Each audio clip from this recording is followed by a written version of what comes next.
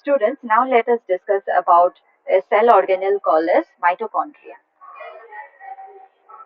Mitochondria is also called as semi-autonomous organelle.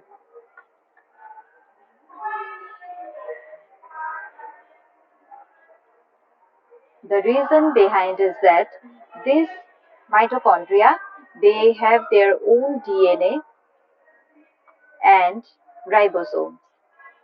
That means they will be able to produce their own proteins. So the proteins which are responsible for various functions inside the mitochondria will be produced by the mitochondria itself. Not all of them, but many of the proteins will be produced inside the mitochondria itself. Now, how does the mitochondria look like? If we cut the mitochondria from one side, then we will observe that there is an outer smooth membrane or an outer smooth covering which is called as the outer membrane, and this allows the transport of material inside and outside the cell. Then there is an inner membrane which is highly folded like this. So this is the inner membrane which is folded. They have finger-like projections which will increase the surface area of this mitochondria. So this is the outer membrane. This is the inner membrane, and the finger-like projections are called as the cristae, and in between the outer and the inner membrane there is a chamber present which is called as intermembrane space. So this is the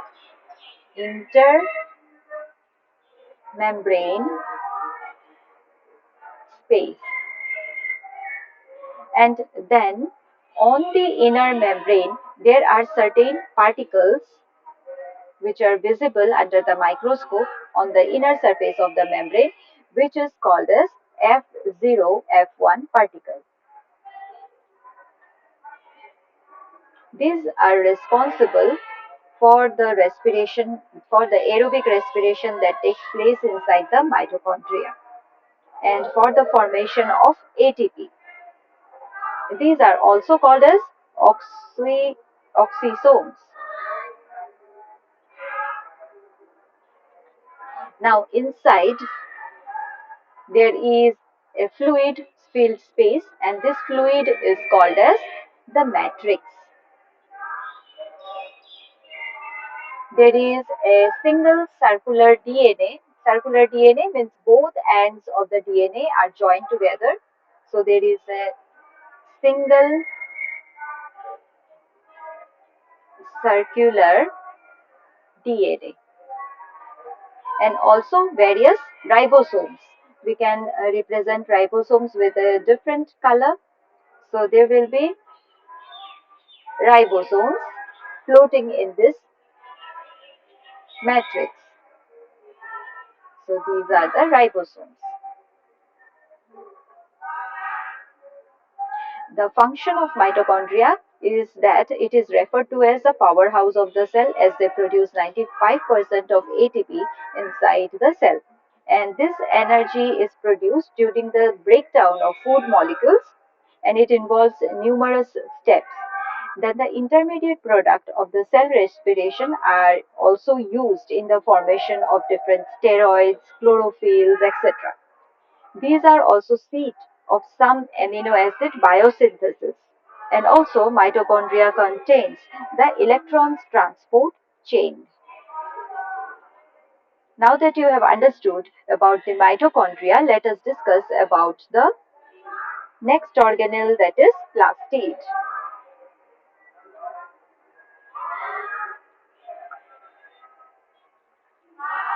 So we will discuss about plastid now. The plastids are present only in the plants, and they are also called a semi-autonomous organelle.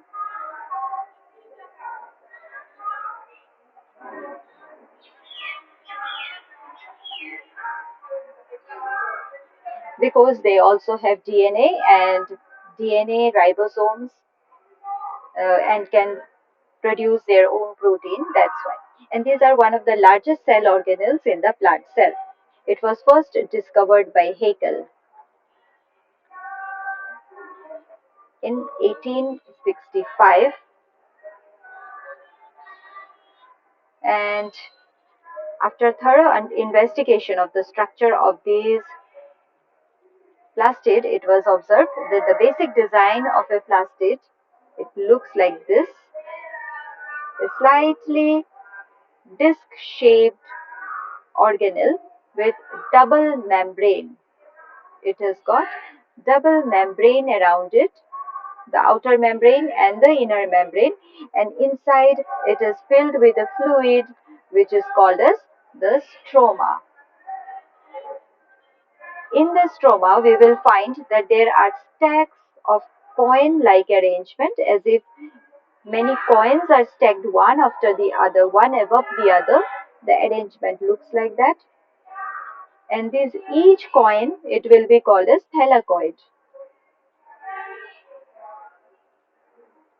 Each coin is called as thylakoid, and collectively we will call it as a grana. So collectively it will be called as granum. Okay, this is granum, and there will be many granum. Similarly, there will be many granum.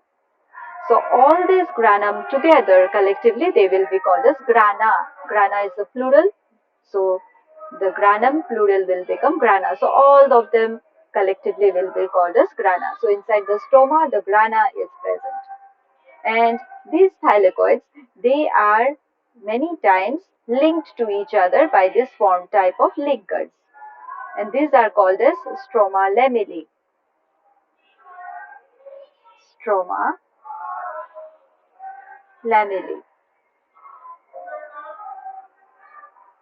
Now, they also have circular DNA and with lot of ribosomes in it. So this is the DNA, and then these are the ribosomes, which makes it the semi-autonomous organelle. Now, where are the chlorophylls present? The question arises in the mind of many students that where are the chlorophylls present?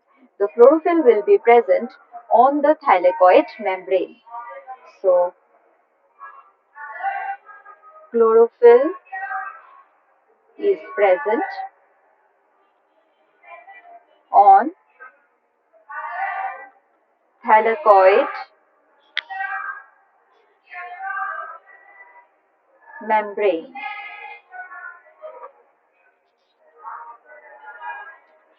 Now, there are different types of plastid based on different colors that they exhibit.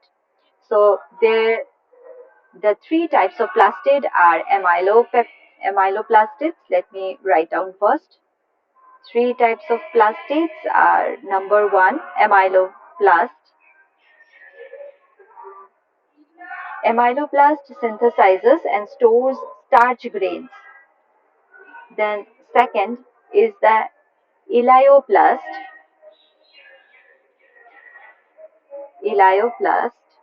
which stores lipids and oils. So oils and lipids. Amyloplast stores starch. Sorry about the spelling.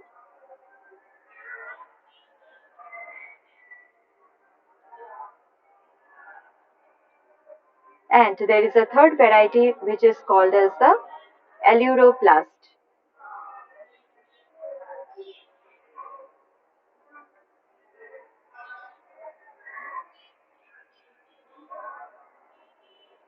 Which stores protein. Now, these three types of plastid which have no color, all these three type of plastids, they have no color, and they are only acting as a storage or organs for storage structures for oil, starch and protein, and these are together collectively called as the leucoplast. Leucoplast. Apart from leucoplast, Leucoplast will be the first one. Apart from leucoplast, there is also chromoplast.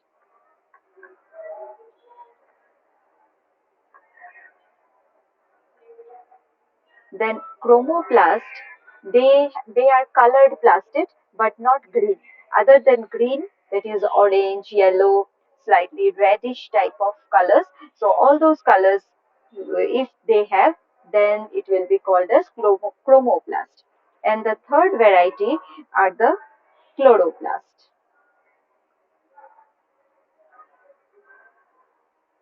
So chloroplasts are green pigment containing plastids, and they are the site of photosynthesis. So I hope you have understood about the plastids.